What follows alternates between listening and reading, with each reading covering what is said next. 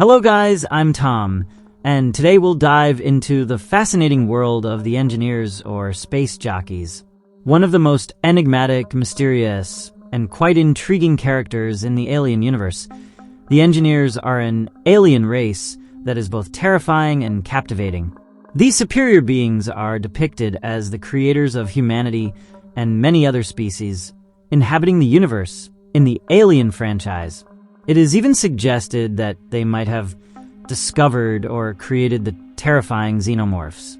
Something curious and quite terrifying is that when they see that a race they created has misbehaved or deviated from what they consider correct, they eliminate their creation mercilessly and brutally, often using the black liquid or the Xenomorph virus.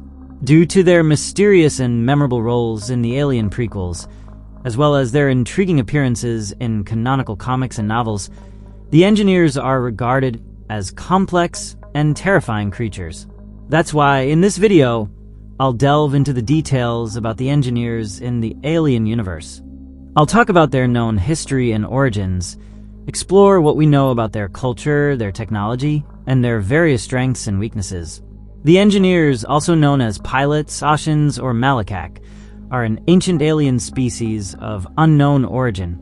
They possess highly advanced technology, specializing in genetic engineering. In the Alien universe, the engineers are responsible for creating humanity and, it is thought, other species on various planets. They terraform these worlds, creating suitable conditions and laying the foundations necessary for biological life to thrive. For this reason, the engineers were worshipped as gods by some of the species they created. The name engineers was given to them by Dr. Elizabeth Shaw and Dr. Charlie Holloway after concluding that this alien race had created humanity through genetic engineering. Before the release of the movie Prometheus, where the engineers received their current name, this alien race was known as the Space Jockeys. The term space jockey comes directly from the production of the first Alien film in 1979. Neither Ridley Scott nor the legendary conceptual artist H.R. Giger gave a name to the creature found in the derelict ship in the first movie. However, people in the production team began calling it the Space Jockey, and that name became popular not only among the production crew, but also among fans of the franchise. The original name for this being was the pilot, as H.R. Giger referred to it. Giger designed both the alien or xenomorph and the space jockey or engineer. Interestingly, the production team and actors in the original movie thought the fossilized engineer was a heroic creature, though they couldn't explain why. The legendary artist H.R. Giger and screenwriter Dan O'Bannon designed the creature to look somewhat friendly and approachable, despite its strange alien appearance. Essentially, the engineers aren't inherently evil. According to Ridley Scott, they try to eliminate us because they see us as a mistake and a complete disappointment. The name Malakak was given to these beings in the novel Alien, Original Sin. However, with the release of Prometheus and Alien, Covenant, the term engineers became the more commonly used name for this alien race. Engineers are extremely pale, with completely white skin. They have no hair or body hair, and generally possess a humanoid appearance, with 2 arms and 2 legs. Their faces feature entirely black eyes that seem to show no emotion, as well as a nose, a mouth, and a pair of ears similar to those of humans. The engineers are large in stature, standing approximately 3.1 meters tall, 10 feet. They are estimated to weigh between 160 and 200 kilograms. Overall, they have a muscular and strong appearance. At times, their veins can even be seen beneath their skin. Engineers breathe oxygen like humans, but are believed to be much more resistant to various atmospheric conditions. This is evident in the film, where the last engineer breathes effortlessly on the surface of planet LV-223, which has extremely high concentrations of carbon dioxide, lethal to humans. They would typically terraform certain locations, which is why the crew of the Prometheus had to use special helmets to be on the planet's surface. They are extremely strong and resilient. This is evident with the engineer, who kills Peter Whalen's security team using only his hands and incredible physical strength. The engineer easily throws men far away with simple pushes and blows. Furthermore, he is neither harmed nor injured by gunfire, even at near point-blank range. An important detail to mention is that this engineer was wearing a biomechanical suit, which enhanced his strength and resilience, functioning as a sort of advanced armor that made him even more powerful. Regardless, engineers are generally much stronger than other species, such as humans and Yautja. This is demonstrated in the comic Predator, Fire and Stone, where an experienced Predator elder named Ahab fights against an engineer. The engineer dominates the fight and nearly defeats the Predator, as he can withstand a direct hit from the Predator's plasma cannon without much trouble. He also severely wounds Ahab, forcing the Predator to use his stealth tactics and advanced technology to eventually overcome the engineer. Another very interesting fact is that the engineers we see in Alien, Covenant on Planet 4, are very different from those encountered by the Prometheus crew on the planetoid LV-223. These engineers have eyes similar to those of humans and exhibit more varied and diverse body types compared to the tall and muscular bodies of the engineers in Prometheus. In fact, among the crowd of engineers on Planet 4, we can see what could be considered the female counterparts or women of the engineers, with finer facial features that appear more feminine. Notably, these engineers wear the same clothing as the one seen at the beginning of Prometheus, which leads to the conclusion that these engineers are likely civilians and spiritual leaders of their species, responsible for planting life on different planets. This was confirmed by director Ridley Scott in several interviews, where he explained that there are different factions or groups of engineers. Some are military, tasked with destroying life on certain planets, while others are civilians and religious figures, responsible for seeding life on uninhabited worlds they encounter. Although not much is known about the engineers, we have seen that they possess a highly advanced culture, with a society structured in hierarchies, much like humans. They have their own language, art, music, and distinct forms of clothing. Engineers were also capable of creating holograms, terraforming planets, and through bioengineering, it is theorized that they could force the evolution of certain species. In the Prometheus, Fire and Stone comics, we even see an engineer who seeks to destroy the Xenomorphs and the humans aboard the Gerion using a special laser rifle or weapon, which is incredibly destructive and extremely powerful. Ridley Scott mentioned that the large heads visible inside the main building in the Citadel on Planet 4 represent the elder founders of engineer civilization, intellectuals, artists, and wise men of their kind. That is why they have a monument commemorating them in this location.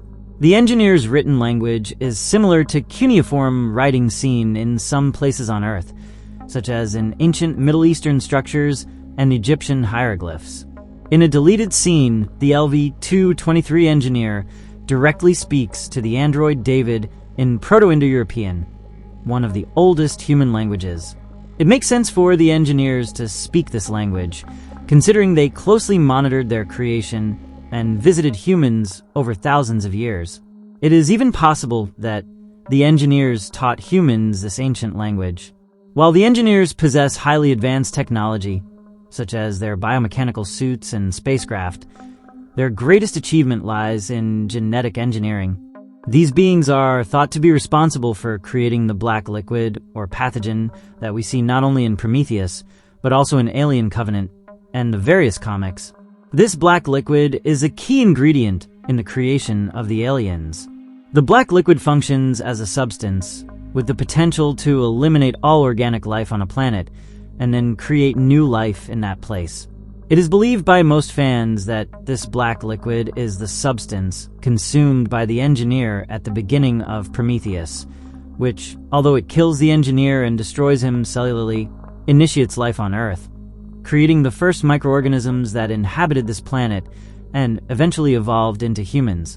This is the main reason it is known that the engineers are the creators of humans and life on Earth, as humans and engineers share the same DNA, being virtually identical.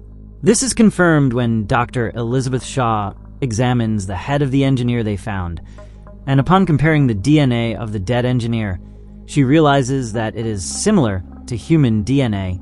In addition to this, it is believed by most fans that the engineers are also responsible for creating the aliens. In the mural that appears in Prometheus, we can see a creature similar to an alien or xenomorph, which closely resembles the alien from Covenant. Furthermore, in the Alien Covenant novel, it is confirmed that David found an egg containing something similar to the Xenomorphs, with embryos inside. David examined this egg and studied it for a long time, trying to figure out how he could create something similar using the virus or black liquid as the main ingredient. This is why, in the end, David manages to create the neomorphs and the protomorph that we see in Alien Covenant, which are his versions of the ancient creatures created by the engineers. This theory helps explain the Juggernaut ship crashed on planet LV-426. The theory that the engineers are the creators of the Xenomorphs is the most widely accepted by fans. An interesting point regarding this, confirmed by the new film Alien Romulus, is that, indeed, the black pathogen, or the engineer's liquid, is actually a special non-Newtonian substance that makes up the traditional xenomorph, and is something that can be created through genetic engineering by studying the xenomorph and its DNA, and attempting to refine the genetic properties of this creature. This confirms that the xenomorph is an ancient creature that has existed for thousands of years deep in the cosmos, and that, most likely, the engineers did not create them, but rather encountered and discovered them in some way. It is by studying the ancient xenomorph they came across that we can assume it resembled the alien from Covenant.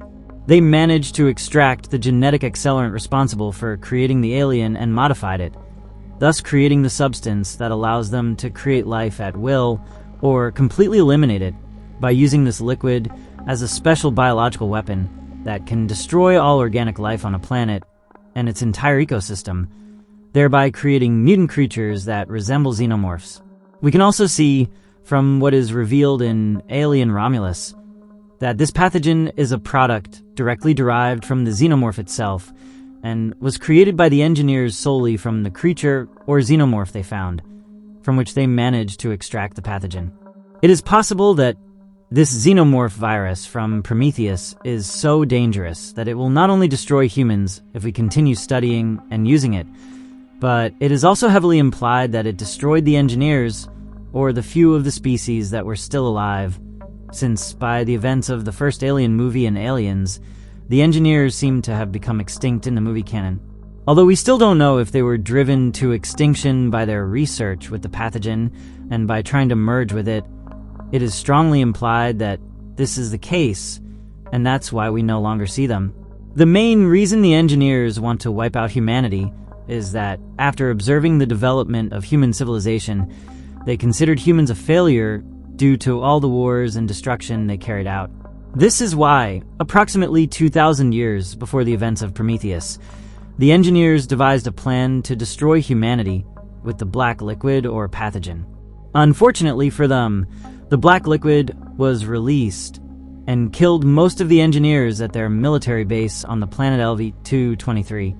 That is why only one engineer remains alive in hypersleep. Ridley Scott also commented, with the release of Alien Covenant, that the engineers visit the planets where they create life, and if they realize that their creation has lost what they consider to be the right path, they eliminate it with the black liquid, thus creating new life on the planet. This is the main reason the engineer, after waking up from hypersleep, attacks the humans. He initially seems to be evaluating the situation and doesn't want to act destructively. What ultimately provokes the engineer is seeing the selfishness, evil, and arrogance of humans, particularly in Peter Weyland, who seeks immortality. And this is what David asks the engineer, doing everything Weyland tells him. Weyland tells David to tell the engineer that he created him and that this makes him a god, just like they are. Interestingly, the android does tell the engineer all of this in the extended scene. In that scene, the engineer responds to David and Peter Weyland, telling them that, with the creation of artificial intelligence and beings like David, he has already achieved immortality. Because of Peter Weyland's arrogance and seeing how he treated Shaw when she asked the engineer why they wanted to destroy humanity, hitting the poor, weakened woman, the engineer decides to attack everyone present, ripping off David's head and killing Peter Weyland. Then, instead of returning to his home planet for reinforcements, he impulsively decides to resume his mission to destroy humanity. Also, because their plans failed and left him weakened, the engineer decides to kill Shaw and any survivors left on the emergency ship. In the Prometheus, Fire and Stone comics, the captain of the ship Gerion, Angela Foster, mentions that she has the theory that the engineers are hostile toward humans because they consider humanity a mistake and a complete disappointment. Finally, many fans have theorized that the engineers are in some sort of conflict with the Yautja or Predators, with whom they fight fiercely. Some events in the various movies point to a war between species. However, this theory has not been confirmed and is more of a fan theory. For example, in Alien vs. Predator 2, we can see an engineer helmet on the Predator ship at the beginning of the movie. Additionally, some fans of this saga have theorized that it is due to the war the engineers had with the Predators that they created the Xenomorph aliens. In fact, this theory originated from comments Ridley Scott made about the first Alien movie and how the Juggernaut ship crashed on LV-426, being a bomber that used Xenomorph eggs as biological weapons, since the Space Jockeys had been at war for a long time before with an unknown species or enemy. I want to clarify that the Alien vs. Predator films and their comics are no longer canon within the Alien universe, and they can only be found in non-canon comics. So, while these ideas are interesting and have allowed fans to create some cool theories, they are not official. A curious fact is that in some old comics that are no longer canon, the engineers were depicted as a species of humanoid creatures with an elephant-like trunk. This is very different from the designs and concept developed by H.R. Giger and Ridley Scott, who always envisioned the engineers as humanoid beings wearing suits with respirators on their helmets. One last interesting fact is that director Ridley Scott mentioned in an interview that the fourth planet is not actually the engineers' home planet, but rather a colony of the civilians of this alien race. He mentioned that when the other engineers find out what the android David did on this planet, eliminating all the civilians with the black liquid or pathogen, they will be very upset and will seek out David to make him pay for his crimes against the superior alien race. This would essentially be the plot we should see in a sequel to Alien Covenant, if one is ever made. Here, we would see the military engineers searching for and hunting David while he creates an army of xenomorph aliens, or unlocking this ability in his version of the creatures. And well, this is all we know about the engineers, their culture, and their relationship with humans and the xenomorphs. Honestly, the concept of the engineers that we saw in Prometheus and Alien Covenant really intrigued me, as it added more to the lore of the Alien films and a bit to the origins of these deadly creatures. I also really liked their design, as it is simple yet somewhat terrifying due to their strength and large size. In general, I think they are a brilliant concept that I would love to see explored further in a future Alien movie, and also in future comics of the franchise. But let me know your thoughts in the comments below. Did you already know about the engineers from the Alien universe? Did you know the reason they wanted to destroy humanity? Do you think the engineers created the Xenomorphs, or do you think they just found them? And finally, do you think the engineers are inherently evil, or do you think their desire to destroy humanity is justified? Comment your answers to these questions and your general opinion about the engineers from the entertaining and epic Alien franchise. As always, thank you so much for watching this video. I truly appreciate it. If you liked it, please give it a like and share it to support the channel. And don't forget to subscribe so you don't miss any of my new videos.